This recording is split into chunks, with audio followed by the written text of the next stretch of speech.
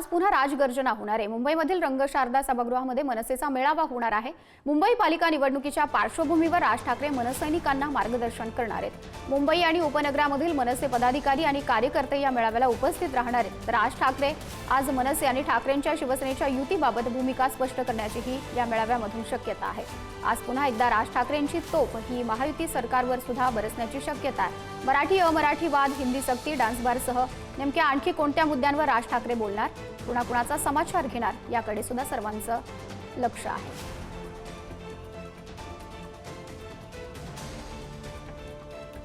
प्रतिनिधी श्रेयस सावंत आपल्याशी जोडले गेलेले आहेत। श्रेयस, आज राज ठाकरेंचा मेळावा होतोय। आगामी निवडणुकीच्या पार्श्वभूमीवर सुद्धा या मेळाव्याला एक महत्त्व आहे। राज ठाकरे या मेळाव्याच्या माध्यमातून कोणकोणत्या मुद्द्यांवर संवाद साधू शकतात? खरं तर माधुरी, हा जो मेळावा आहे तो 27 तारखेला होणार होता, मात्र तो आज होतोय। आपण बघू शकतो, आपण रंगशारदाच्या बाहेर होता आणि रंगशारदाच्या बाहेर हा बॅनर लागलेला आहे, तो मेळाव्याचा आहे।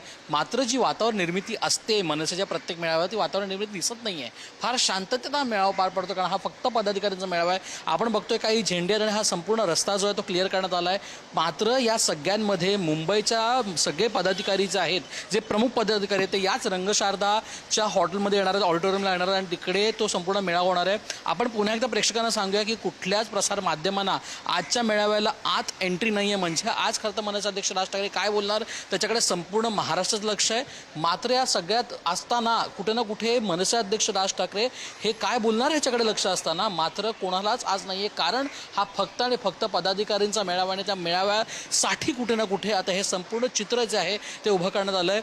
खरं तर हा 27 तारखेला मेळावा होणार होता आणि 27 तारखेला मेळावा होत असताना अनेक गोष्टी समोर येतात। एक तर महापालिका निवडणुकीच्या संदर्भात हा मेळावा आहे का, दुसरी गोष्ट डान्सबारबद्दल जे वक्तव्य मनसेअध्यक्षांनी केलं त्याच्यानंतर जी गोष्ट घडली त्याच्याबद्दल असू शकतं का।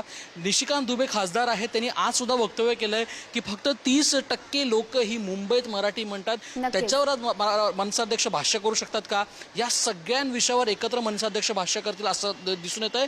मात्र एक गोष्ट तेवढीच खरं की मनसेअध्यक्ष राज ठाकरे आज काय बोलणार याच्याकडे संपूर्ण महाराष्ट्र लक्ष आहे। त्यासोबतच मनसेचे जे गोष्टी सुरू आहेत, मग ती शिबिरं सुरू आहेत, पदाधिकाऱ्यांचे मेळावे सुरू आहेत, नक्कीच या मेळाव्याकडे श्रेयस आपलं लक्ष असेलच। धन्यवाद दिलेल्या सर्व माहिती।